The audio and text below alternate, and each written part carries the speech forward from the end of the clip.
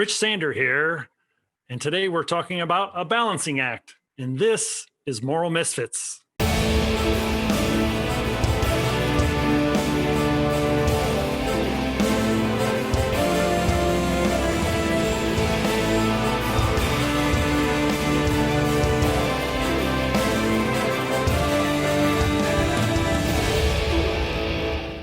Today we have an interesting show, and it's about a moral dilemma, a ethical situation, and I'm calling it the balancing act. How do I decide on what I'm going to do or not going to do? And it has a lot to do with the current pandemic. And today I have my good friend Gena McNamara on with us to talk about it. And as we've been talking over the last few weeks with some of our other people, one of the things that comes up as a recurring theme for humanists is to bounce our ideas off of other people. And what better person I can think of is my friend Gena. How you doing, Gena? I'm great. How are you, Rich? I'm doing pretty good. So the situation here was that I went to a outdoor arts festival, and so in my mind, before I went, I had this thought process, this balancing act. Do I go? Do I not go? And I had to weigh a lot of it in my mind. And I thought it would be a good thing for humanists and skeptics out there to say, is this the right thing to do? Is it ethical to do that? And the arts festival was downtown Fort Lauderdale on Las Olas. They had plenty of signs. They had a pattern which people would walk it. So a lot of people weren't crossing over. They were kind of going in the same direction.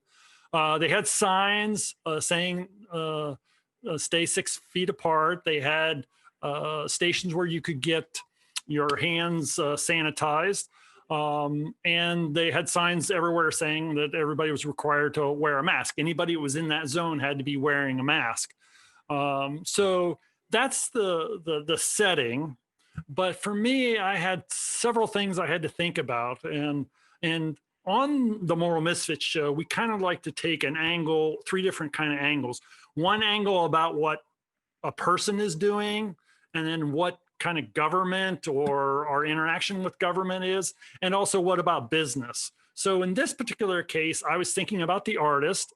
They are coming to show their stuff and interact with a lot of people.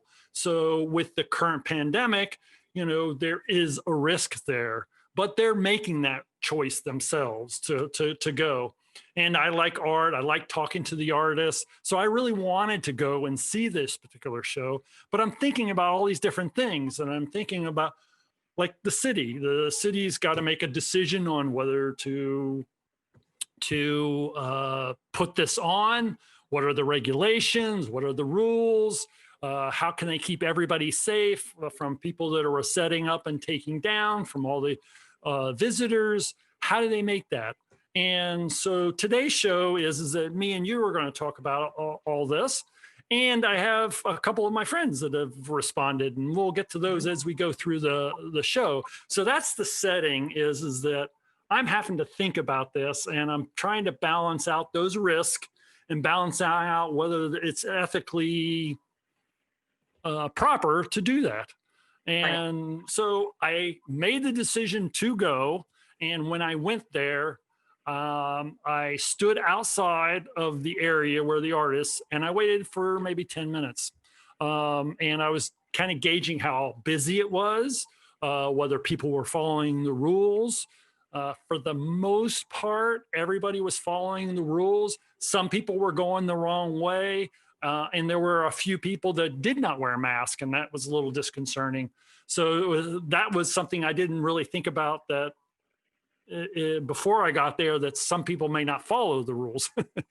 Right. And that they wouldn't be enforced. Yeah.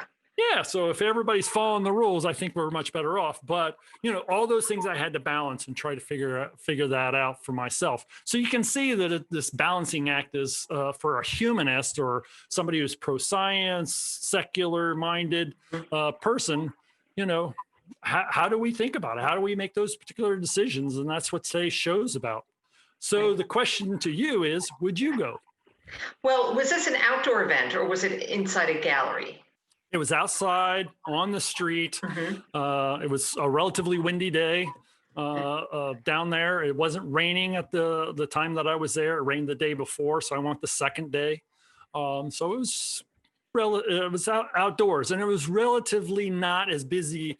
I went to this last year, or in the well, it was about in two springs ago. I went to it, and it was very busy. So this was a lot less busy than it normally is, and I went early in the day too. Right. Well, I take several things into consideration. A couple of months ago, if you had said, would I go to this outdoor event? I would have said, oh, no, absolutely not. Because a few months ago, at the beginning of the pandemic, we really didn't know how it could spread in an outdoor environment. We knew that inside was, definitely risky, recirculated air. But we really didn't know about how easily it was transmitted outside, how easily you could pick it up from a surface from touching something. So a few months ago, I would have said no. But as we've gotten more information from the CDC and Dr. Fauci, and they seem to say that when you're outdoors, as long as you're not too close to other people, then the risk is very low that the aerosol sprays, whatever it is, the virus will probably, as long as you're not staying too close to people, will hit the ground. It's diluted, I guess, in effect when you're in an outdoor environment. So it's not nearly as risky as being inside. So if you were to ask me if I would go now, yes, it's an outdoor event. I would think that number one is not terribly risky. And then when I get there, I would take a look around. Like you notice the crowds weren't that bad. So if I were to arrive at this event, if it looked like it was just tons of people there and everybody was kind of crowded in together, I might have then opted to leave. But if I see that it's not too crowded, and if I see that everyone's wearing masks and following the rules, I feel safe about it. Now, if I start seeing, like you had seen some people who weren't wearing masks, and apparently the organizers of this event weren't really enforcing it, that might give me pause. It would depend, I would try, of course, to keep my distance from other people. I mean, when I'm out walking around, if there's someone jogging down the block and they're not wearing a mask, but they're, a safe distance from me, I don't worry too much about that now, whereas I would have a few months ago. So I know that myself, I can kind of stay away from people. So, as long as I don't have to be too close to other people and it's an outdoor environment, I think it's okay now. But as we're heading into the colder months, well, up here, I'm in New York. So as it starts to get colder, there'll be fewer and fewer activities we can do outside. And I know that, they're saying that we might get hit with a third wave now, that infection rates might start rising. And we're seeing that in a lot of parts of the country. It's not so bad in New York City, but we're seeing this in other parts of the country. So I'll keep an eye on what the infection rates are like. If they start going up, then I'm going to stay away from, I'll probably, wind up staying home more, maybe just going out for walks by myself, but not attending any events, maybe not taking the trains, buses. So you're looking at this in terms of the science of it. What are the experts saying? How's it reacting right now? What's it like? In June, I went down to Key West figuring it was going to be deserted and not many people were going to be there. And I just, after being locked up for a few months in my apartment, I just wanted to go down. So I went down there, and that was not the case. Half the people were not wearing masks. It was a lot more crowded than I expected. The bars were crowded. Nobody was really, not that many people were wearing it. So I left. I didn't stay. I stayed a day and a half, and then I turned around and came back. But with the arts festival, I thought about that, and I said, okay, yeah, I got to figure this out and try to do this. And when I spoke to my friend Jason Torpy, I sent him this message, and then he responded back, and this is how he would respond to this particular dilemma. Hey, this is Jason talking to the Moral Misfits. Rich asked about COVID, and going outside, and he said he went to an art show there in Florida, and he just wasn't sure. There's a lot of people there. He wasn't sure if it was okay, and long story short, it seems like it was a bit of a problem, right? Going out into the crowds. But sometimes you got to you got to live your life, I guess. So for me, it seemed like a bit of a risk. I know in Indiana, where I am, and in St. Joseph County, where I am, It's record infections every day, records. Not like local kind of high for right now, but like ever. So we're just blowing the doors off, blowing the roof off of the records every day in infections and deaths. And, you know, it's no time to get complacent. It's been a long time, so it seems like it should be fixed, but it's not okay.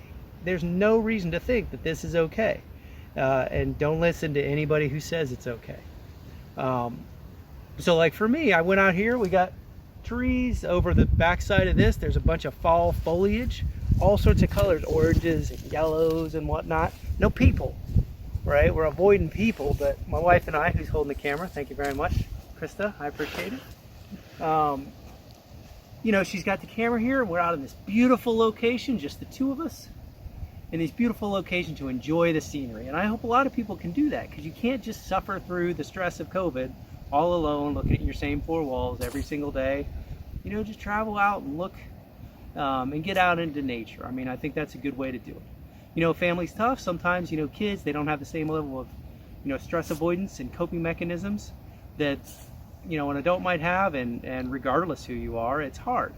So, you know, family's important. You want to go home. Holidays are coming up, and that's a real hard decision. You know, I don't know if we're going to or not, because COVID don't care about family, right? But everybody should care. So to the extent you can get home and, you know, see your family, I think that's good. But remember, just as infectious as anybody else. You know, be careful. You know, be safe out there, and maybe choose nature. But if you need to be out in a crowd, just be safe. I mean, I guess that's all you can say about that. So I'll leave you with the rest of the view. So there, Jason's really, you know, it's a beautiful view there where I'm sure that's Lake Michigan behind him and stuff where he is. And, you know, I think he was really saying the same things we've been talking about. You got to understand what's happening in his area up there near South Bend, Indiana. That's just exploding right now. And him and his wife were taking that time to go into the woods, out into nature, you know, along the coast, and just hang out. So, you know, he probably wouldn't go to an arts festival right now in his area because the risk is so high. And then he ends with, you know, because we're at the end of October, and there's Halloween's this weekend. We got Thanksgiving coming up. We got the holidays. So it is some really hard choices that people are going to have to be making pretty soon about this. Yeah, I agree. I mean, I don't blame Jason for being more cautious given the case rate in his area. I would feel the same way if I were living in South Bend. I'd be much more cautious, and I'd rather just do outdoorsy activities with, you know, only family members or close, you know, people that are close to me. So yeah, I think he's right to make that decision. I think that's the thing, is everybody has a different idea of what's safe as well, too. So two people could be living in the same area, and one person could think it's perfectly safe to go to a bar and another person doesn't. And there is like a little bit of pressure. Like I had a friend who wanted to take me out for my recent birthday, and she said, let's go to lunch. And, you know, I said, okay, we'll go to a cafe that's outside. And we did. But then I realized once we sit down, she and I are not 6 feet apart. And she's a responsible person. And I know that, you know, she's like, oh, no, you don't have to worry about me. But then again, she does have to travel back and forth to Long Island, and she helps take care of her elderly parents. I know they don't go out much, but I really don't know who her parents interact with, or who she's interacting with, or who she takes a car ride with when she goes out there. So it was a little nerve-wracking. And I'm sitting there at lunch wondering if I made the right decision. You know, I don't know, but there's kind of that pressure where your friend is like, well, you know, we're outside. What's the big deal? This is no problem. And just how, you know, again, I have friends who are like, oh, I'll come pick you up in my car, and I'll sit in the front seat, you sit in the back seat. We'll keep the windows open. We'll have our masks on, and then you can come out to the burbs with me, and we'll sit in my backyard, and then I'll drive you all the way back home or whatever. And so there's all this pressure where I'm like, well, I don't know that I want to do that, you know, and I'm a little more cautious than other people. So there's this pressure. Another thing I kind of noticed, especially in the beginning, in the first few months, when we didn't know how easily this could be transmitted through the air, as I was going out for my daily walks. In my neighborhood, there's a lot of conservative Republicans, and I would notice a lot of joggers would be jogging down the sidewalk with no mask on. And they would pass me, you know, they're coming within like a foot or two of you, and they're huffing and puffing. And I'm wearing a mask and they're not. And I would get kind of nervous because I don't know, they're breathing all over me. And I'm like, I don't know how risky this is. And I remember walking down the sidewalk, there was someone coming towards me jogging. So I got off the sidewalk into the street, and there was another jogger coming up behind me. And I got back on the sidewalk, and that second jogger, who's an older man, he said, why don't you stay home if you're that afraid, or, something obnoxious. And I don't know, because I mean, I haven't talked to a lot of my guy friends, but some other girlfriends of mine have kind of noticed that they've been harassed for wearing masks by men. Oh, really? I'm wondering if, men we see a lot of politicians or men in power feel it's okay to bully women, where they may not do that to another man. Wow. But they figure women are easy targets to bully because they know they're not going to fight back. And so I've had this experience of bullying because I wore a mask, and some of my female friends have experienced the same thing. So that's, I don't know if that's a thing. Or have you felt that, Rich, if you worn a mask somewhere and someone made comments or gave you a problem? Well, I do ride my bike every morning, and I don't wear a mask while I'm riding my bike. I take a mask with, I have a little pouch on my bike, and I do take a mask with me in case I stop or if I want to go into a store. But I did note down here, it's not nearly as crowded as New York. So Right. Yeah. I would say for 95% of my ride, I'm nowhere near anybody, but I do like to ride over by the beach. It's just pretty. It's really nice. And during the week, it's pretty early, so there's not a ton of people out there.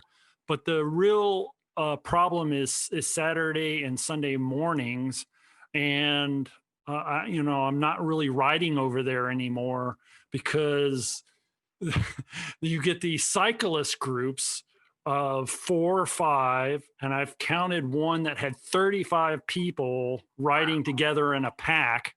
And I just thought to myself, well, that's a COVID pack going right by me. Yeah, it's like, oh, it's like, I think after it happened a couple of times, it's like, okay, I'm not going to ride over here on Saturday and Sunday mornings.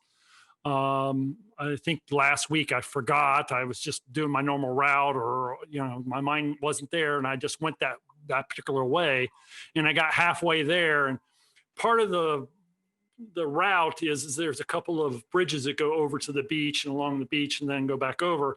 And as soon as I realized it, I took my first exit and got off and rode around different other parts that aren't, as busy. So here you can walk around the streets, you can walk and cycle around. You're just really not near anybody. Some people are out walking their dogs, but it's not like New York where you have 20, 30 people every evening coming out of your own building, walking their dogs and stuff. And, just the proximity of people, it's not nearly as bad. But, when I saw those COVID trains, it's like, oh my God. Well, that's what I thought, it's not a thing that it was I can't do that. Well, no, you're right to be concerned. A friend of mine lives in, where is it? Not Westchester, but it's just west. I can't think of the name of the county, but just west of, the Hudson, I guess, just north of New York City. And there's a large Orthodox Jewish community right nearby where she lives. And a lot of that group has been, they've been gathering, they've been having giant weddings and religious services. And then they go out to the community, they go shopping, and they're not cooperating as much, and they're not wearing masks as much. And she feels very nervous living in that neighborhood because of what other people are doing or not doing, So it's interesting. Yeah, it all depends on where you live and who you're surrounded by. And, I have friends in Manhattan who are like, oh yeah, everyone in my neighborhood, we go out, everyone's wearing a mask. And I'm like, well, not in my neighborhood. On a good day, 50% of the people walking around are wearing masks. Yeah. And again, was that low and stuff. Like I said, when I was down in Key West, it was like, wow, it's like a lot of people not wearing masks. It's like, I just got nervous and left. I think probably, the mentality in a place like Key West is, oh, this is all outdoorsy anyway, warm weather and everyone's always outside. But here, where I am in Brooklyn, I mean, even in the colder months, there's still plenty of people out there taking their kids out to the parks because, people living in apartments, they don't have yards, so they want to take their kids out. So their kids are on scooters. zipping around. They don't have masks on. And then a lot of the parents were not wearing masks. And then you have a lot of joggers and everybody's close together. I go up to the park and someone will run right past me. And there's just, everyone's too close together in New York. So it's a very different scenario. Yeah, and I think that's so important that we really kind of point that out, that there are people that are just not following the rules, and it's really not fair.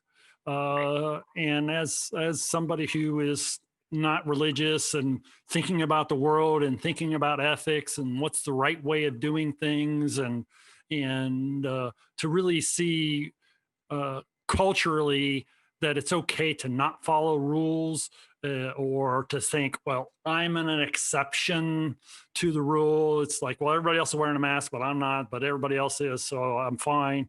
There are those things going on, and it's a shame that we don't talk more about that ethic in the greater society. And that's why, Moral Misfits is really talking about those ethics and saying, hey, pal, let's wear a mask, be Yeah. be considerate of other people, and let's get through this together and let's not make it worse than it needs to be. And it's really coming down to that the people who are not following rules, a lot of the problems we're having right now is because a lot of those people are causing the problem. It's not the people following the rules that are causing the problems. It's people not following the rules and being considerate of other people. It's where's their compassion and their understanding.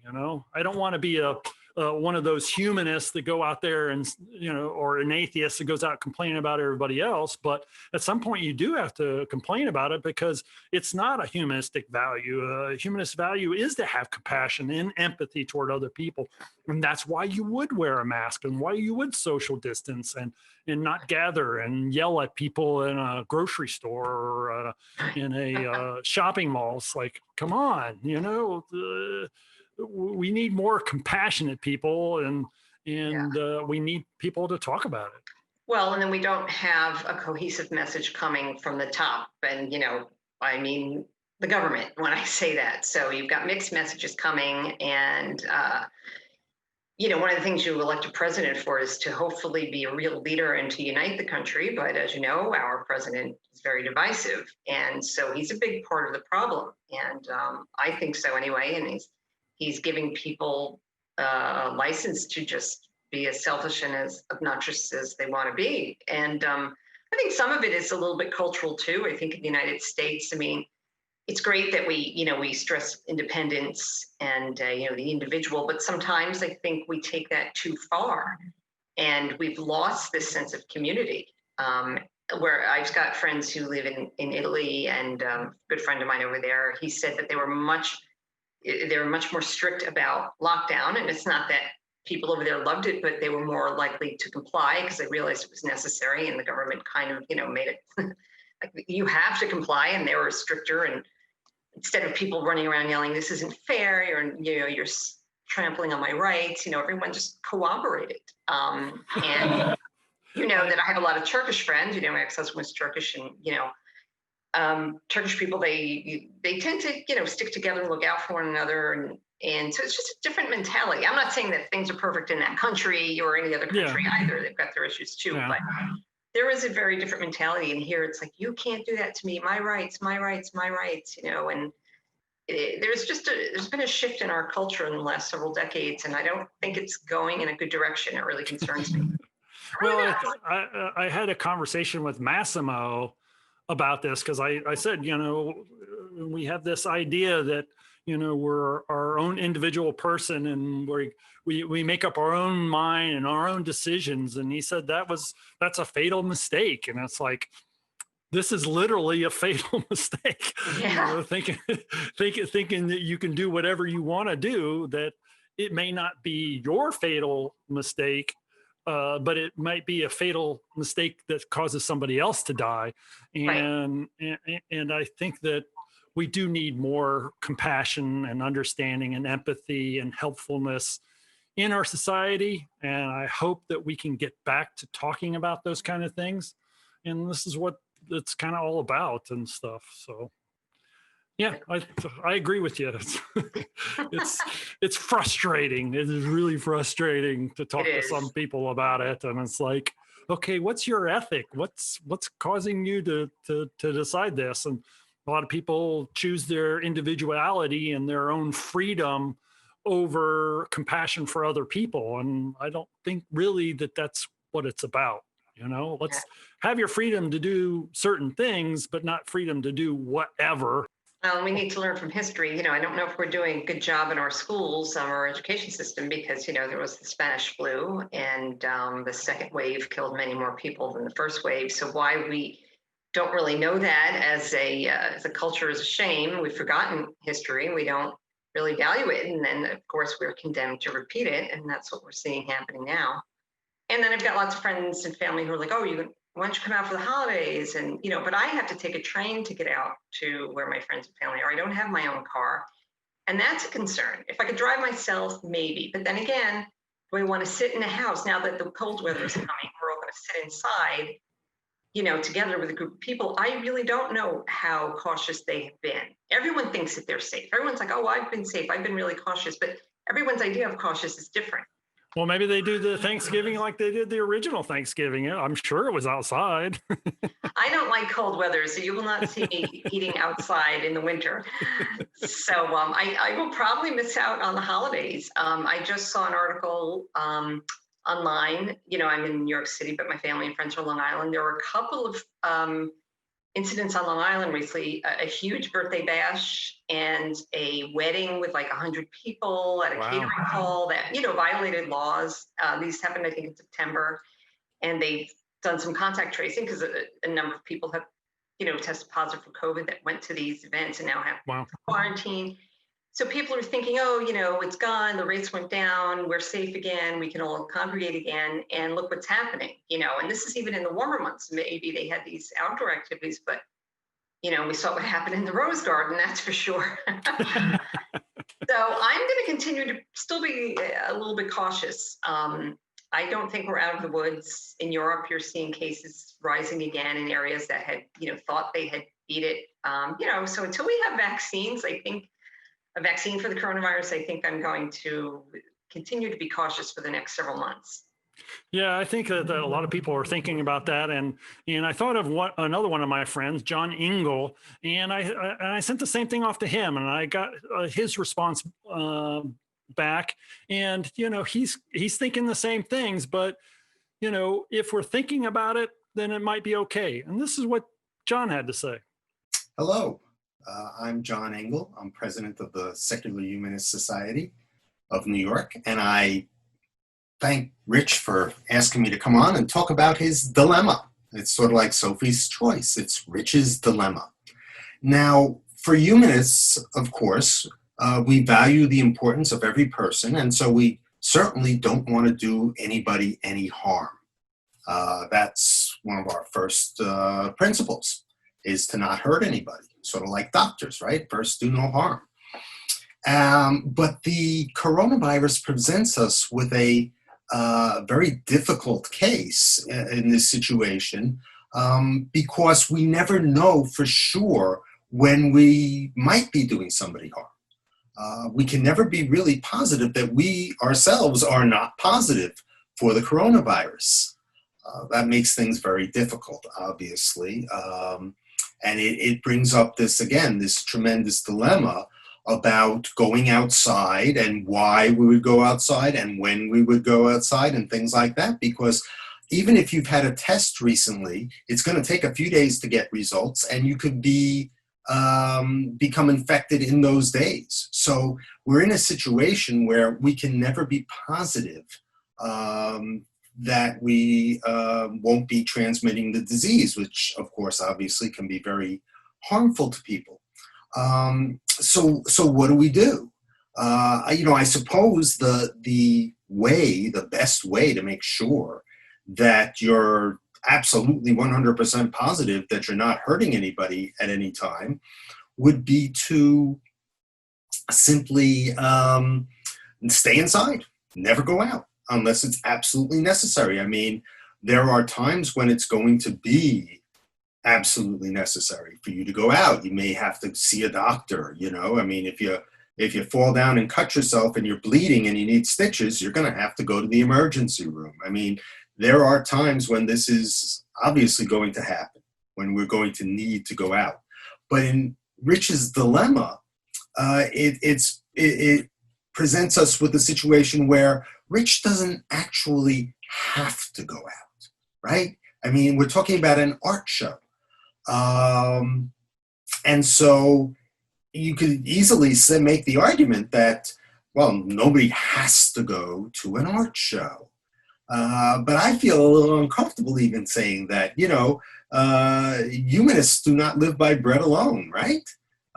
Things like art are important to us, but not as important as obviously as hurting somebody. So what do we do? In this case, it's at least my opinion that the macro kind of mirrors the micro. Let me explain what I mean by that. And the micro mirrors the macro. The micro being this question of when Rich personally, is it okay for Rich personally, one individual, to go to an art show where there will be other people? And so the risk of transmission is always possible. But we also need to, so keep in mind that, again, like I said, sometimes we need a little fresh air. We need a little sunshine. So, but again, an art show, do you have to go to an art show? And of course, I would say that probably the answer is no. But again, I think when you're looking at that's the micro, whether or not Rich should go, one individual go to this art show. The macro is more like, well, what is your state and what is your municipality doing? What are their rules that they have put in? What are they saying? You know, we've gone in this country from total shutdown. I mean, for a while, I lived in New York, and for a while in New York, it was, you don't go outside unless you absolutely have to. And so, you know, you follow that because that's being based, at least in New York, you can hope, and I think it's true, that it's based on the best possible scientific knowledge. But we're not in that anymore. I don't think there are too many states that have a total lockdown. There might be a few municipalities. And of course, Rich, living in Florida, has to go beyond what his governor prescribes, because his governor, you know, is not exactly on top of this. So, but are you following the rules that have been prescribed, if not by your governor, then by, say, the CDC, or if you don't trust them anymore, this is very difficult times, perhaps by, Dr. Fauci. You know, you can listen to him and decide, you know, what can be done safely. And I think that's the key. I think where I come down on this is that it's okay for Rich to go to his art show. It's outdoors, so decreasing the chance of transmission. I trust Rich, I know Rich, and I know that he will take every possible precaution. He will wear a mask. He will engage in social distancing. He will not go if he's not feeling well. I mean, you know, you have a bit of a cough. Okay, that's the type of thing you could say, you know what, if times were quote unquote normal, a little bit of a cough wouldn't stop me from going to this art show. But because of what we have now going on with COVID, that's a bridge too far. That's a risk too much to take. But if Rich is feeling well, doesn't have a fever, wears a mask, social distances, then I think in that situation, it's okay. As long as you follow the rules and, do what's safe for everybody, I think that's okay. I don't think it can be expected that Rich, or anybody else for that matter, is going to simply be like, put themselves on a total lockdown until there's, a cure or a vaccine for COVID. I don't think it's practical, and I don't think it's really necessary. As long as you're really careful, again, it's a situation where if for whatever reason in Rich's municipality or in his state, they said, oh, it's gotten so bad, there's total lockdown, well, of course you obey that. But if they're saying, no, it's okay to go outside as long as you follow the rules, then I think it's okay for Rich to go to the art show. Because I know, again, as long as he follows the rules, which I know he would do, I think that's okay. So that's my position coming at it. I think it's okay. It's not an easy decision. You know, some ethical decisions are kind of easy, and some are hard. And this is what I would call a hard one. This is what I would call difficult. But I do think that all things considered, that as long as Rich feels good and, you know, has no symptoms of COVID and et cetera, and he wears a mask and social distances and follows all the rules, then in this particular case, I do think it's okay for him to go to the art show. Thank you. And Rich, you have my permission. Bye-bye. So with John, he's saying we have to take the best we know now when we know it and make a decision on it. And if people are following the rules, then it's probably okay. You know, he basically gave me permission to go, so he agrees with me. But I think that it's also, you know, it is a dilemma. It is those things that we have to think about and really try to use our best understanding, especially since we're not relying on some kind of divine premise to get us out of this. We know that it's going to be our actions, our efforts, our energy, that we're going to think about it. We're going to make certain decisions and how we act. And I think that that's something as somebody who is secular minded and stuff, how we act is very important to us. And how we look at it. So I think what John was saying was good to have that friend on my side to go out. Right. So I think that for us, that as secular people, having science and point to science so often that it's kind of off-putting to some people. And it's like, I want to go with my gut reaction. Or like you said, there's some people that are thinking about it and saying, I think we're past it. And we're not, Well, and then there's also the issue of there are people who have a, really strong need for social interaction. Like I'm a little bit of an introvert, so, I can stay home for months at a time and not see anybody. And it doesn't bother me that much. I mean, I definitely need to get out. I mean, you can't be, especially if you live in a New York City apartment, it's not exactly spacious. You can't be cooped up inside all day. So I get out for walks. But, I see people in my neighborhood, but I don't really interact with anybody. But I go out for long walks and I'm fine with that. And I'm okay living alone, being alone, not seeing anybody for a while. I talk to my friends, I'll talk to them over Zoom, phone calls, whatever. And that's fine with me. I miss them. I'd like to see my friends and family, but it's not bothering me. But I know a lot of people who are struggling emotionally and psychologically with, not getting out to see their friends and family like they used to. So a lot of people that really, really struggle with that type of thing, or someone who has issues with depression or something like that, this could be, really, really tough on them. And so they feel that it's worth it to take the risk to go out and see family and friends because they feel like for their own psychological health, that's important. And so, I have to kind of keep that in mind that everyone's different. And so, you kind of have to weigh the pros and cons, in a situation like that. And follow the rules, look at what is the best practice on how to do that. I know in the early days, my brother wanted to see my mother, and she was at the time living in a facility that said like nobody from outside was allowed in because everybody there was elderly.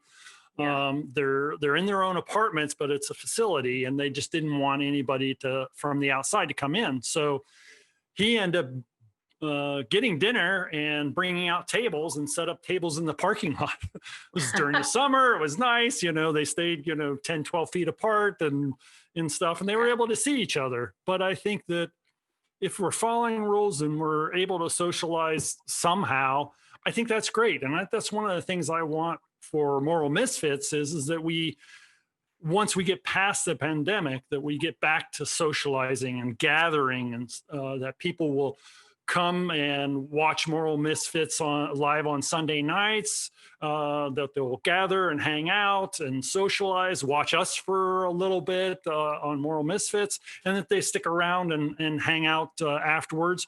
Because I think community is important, and balancing that between what we're doing and what's good for the community and how we can get together in different ways. Zoom is great that we're able to talk and see each other, but it's still not the same as being one-on-one and having backyard parties and stuff. I think you remember those, right? Yes. Yes, So I think it's really important. And so one of my other friends, Tony Davis, he's been on Moral Misfits. We interviewed him, and he wrote a book. And the nice thing about Tony is that he's into a lot of different stuff. He's a military guy, but he likes to paraglide. And so this is his story about how he thinks about this particular balancing act, this particular dilemma. And this is what Tony had to say. Hey, Rich. Hey, thanks for the opportunity to opine on your balancing act question. I think this is an important idea and can serve as a teachable moment for to help us navigate some of the conversations that we hear around this COVID-19 pandemic that we're in. Bottom line up front, I'm pretty much in agreement with your decision to go to the art exhibit, especially in light of the fact that you made a careful decision weighing the risks and rewards, and you didn't just rush headlong into to going to something just because you wanted to go to it. I think at the heart of our humanist way of thinking is the importance of accepting personal responsibility, not just personal responsibility, but responsibility for our communities and the world in which we live. And it's really important that as we do navigate these things, we don't just think about what's important to us, but what's best for our communities. One of the most frustrating narratives I've been hearing since this pandemic began is sort of a false dichotomy that we should either completely open everything, all the kids go to school, we go to bars, we go to football events, the big stadiums, or we completely shut everything down and we do nothing. And the truth is somewhere in the middle of that, I believe. One of the challenges I think that we often face is an incapacity for nuanced thinking. Life rarely gives us just true binary choices. Usually we have to skeptically interrogate all of the available evidence to make what we believe to be the most effective and informed decisions. And in your case, I think you did that. Now, did you really have to go to an art exhibit? No. But you also exercised common sense precautions, and you did something that was important to you, and not just you. I'm sure it was important to the artists and some of the other patrons. I would offer a couple of personal examples from this past year or so, or almost year. Your viewers won't know this, at least most of them won't, but you do. I'm an avid paragliding pilot. It's something I really enjoy doing, but it's a sport or a hobby that carries with it certain inherent risks, but also massive personal rewards. But when the spring rolled around, all of my paragliding buddies and I were talking about, let's get out there and start flying again. But then a lot of areas were shutting down. I live in the New York City area, and this was ground zero of the pandemic for some time. Our initial thinking was, when you're flying a paraglider, you are socially distanced by definition. So it's a pretty safe thing to do, at least in terms of COVID-19 spread.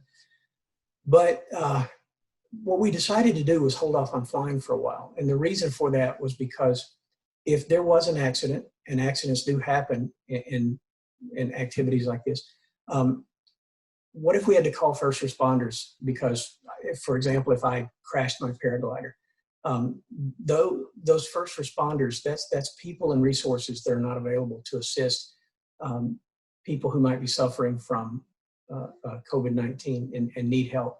So we decided to not fly for a while. Later, when it seemed like we were learning more about the COVID-19 situation and the it seemed that we had a little bit better handle on what was going on. We decided to start flying again. Fast forward to this, actually earlier this month, October, I went and attended an event called the Red Rocks Fly-In out in Utah. It's the largest event of its kind in the country. 350 pilots from around the country came together in a small town of Monroe, Utah. But we did it very responsibly. The organizers of the event did a phenomenal job of ensuring that everybody knew before coming out what the procedures were going to be that had to be observed. All of the classes and lectures took place outside. So even though it was kind of cold at times, but if we were around other people, we had to wear a mask. We were encouraged to socially distance when we could. They even started checking everybody's temperatures every morning. And you got a stamp on the back of your hand, and no stamp, you don't get to get in a vehicle to ride up to the launch site. To my knowledge, not a single case of COVID spread came about as a result of this event. And it's been a couple of weeks now. So I think we would already know about it if this had been a major spreader event. But at the end of the day, I do agree with your decision, just as I support my own decision to take part in my paragliding activities. But I think one of the marks of someone who thinks skeptically or critically is the ability to change your mind when presented with additional information. Unfortunately, these past couple of days have been the highest, have been record-breaking days in terms of the spread of new COVID-19 infections. So if you were given the opportunity to go to this art exhibit next week or next month, only you can answer this, but I believe you might make a different decision. I would certainly make a different decision in attending these paragliding events that I described. But hey, thanks again for the opportunity to offer my thoughts on this, and I look forward to hearing what other people think. So Gena, would you ever go paragliding? No, that's a risk I will not take. That's too much of a risk, right? Yes. Is that too much adrenaline for you, or? Maybe when I was younger, but now, no, thank you. That's risky behavior, if you ask me.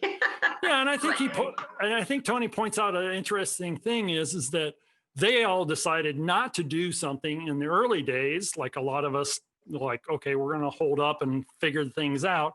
And once they did, and then they set up the rules and everybody agreed to the rules, they were able to actually go back out and start paragliding again. So I think that there's this what's the best way to do it? There's this duality going on, and it may not be the right way of thinking about it, that either you stay in or you go out and you do whatever. I think that there's a middle ground of saying, yes, we can go out, but we have to practice these particular rules. And unfortunately, we have somewhat happening in this culture that it's either or. Yeah. And that particular duality, I think, is not good for humans. And it's certainly not part of being a humanist, because we talk a lot about, well, there is this nuance about these things, right?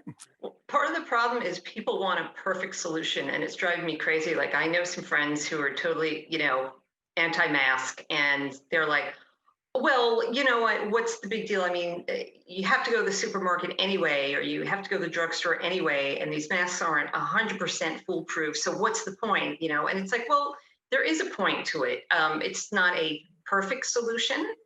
There's still some risk, but of course, you still have to get food and you still have to get to the drugstore. There is some interaction. There is a small risk, but we can't do anything about that. But it's far better to at least still be wearing the mask and practice social distancing than to just say, well, the hell with it, it doesn't work at all. And it's really frustrating when I encounter people like that. I was like, don't you understand that it's still far, far better to be careful and to take the advice of, the CDC and until we get this under control. And your friend Tony brought up a really good point when he said, at first he and his friends decided against going paragliding, not so much about their own, they weren't so much concerned about their own safety, but they also thought of other people. They said, well, if one of us gets hurt and then you have to have paramedics or EMT come in and rescue you and save you, you're putting those people at risk. And that's what it's really about, because a lot of people are like, well, you can wear a mask if you're afraid, but I'm not wearing a mask. It's like, but you don't understand. My mask is protecting you. You not wearing a mask is putting me at risk. And unfortunately, there are a lot of people in this country that don't think of it that way, and they're not really concerned about the other guy. And they think the risk is only their own risk, and it's only their own health that's at risk, but they're putting everyone else at risk with that kind of behavior. Well, and I think that's one of the biggest things about being a humanist is that our one of the main points is that we are compassionate people, and that part of our ethics is about compassion and empathy toward other people. And so this nuanced thinking that Tony was talking about, and to a certain extent John Engel was talking about, you have to weigh these things, but it doesn't have to be an either or. It can be, yes, you can socialize and you wear a mask and you social distance and you don't touch, and that there is this compassion for other people in society. That's a real important part about being a humanist. And I don't think that a lot of people get that about humanists. They think that since we're atheists, we don't believe in anything, we don't do anything, and we don't care about anything else other than ourselves, and that's not true at all. Right. Quite often it's the opposite, right? Well, that's been my experience, and when I was religious, being an atheist was the worst thing in the world, and now that I'm an atheist, it's like I think it's one of the best things for me as a humanist and stuff, because I look at the world as it is, and I take action, therefore, in the world as it is, as I best understand it. And I do that with compassion and understanding and empathy. And we're hoping that as people watch this show and learn more about humanism, I think those are the things that we definitely want to show other people. And I've been continually surprised about how nice people are and how generous and kind they are in our community and stuff. So I'm looking forward to those days that we'll be able to have backyard barbecues and gather and hug and shake hands and do all that kind of stuff. It's probably a little while off, but I think we can do this balancing act for a while longer. Oh, absolutely. And the ironic thing is that, these are temporary measures. People keep thinking that this is going to be a permanent thing, that you're never going to ever be able to walk around without a mask again. You're never going to be able to gather in large groups again. That's not true. But the longer we put off cooperating and don't cooperate with, the CDC guidelines, then the longer we're keeping this virus around and making things harder for ourselves. If everybody would have cooperated from the beginning, if our government had taken action much sooner and done something from the very beginning, then the sooner we can get this under control and we can all get back to normal. And having a consistent message too, of really saying that, okay, we want to get back to business, we want to get back to people working and making an income, but you got to be safe. You got to wear a mask. You got to you got to distance yourself. You minimize your risk, and we'll stay away from large gatherings for a while and stuff. I think we would have been much better off, and we wouldn't have had to do so much economically harmful if we were just consistent and everybody was doing the same thing. And that's one of the things I like about being a science-minded person is that we are paying attention to the details. It is nuanced thinking, it is details and stuff. So I really want to say thank you, Gena, for coming on and talking to me and making me feel a little bit better that I'm doing my balancing act quite right. That I don't fall off. And but I want to thank you for your time today, and we'll look forward to talking to you again in the future. And thanks for being on Moral Misfits. Thank you, Rich.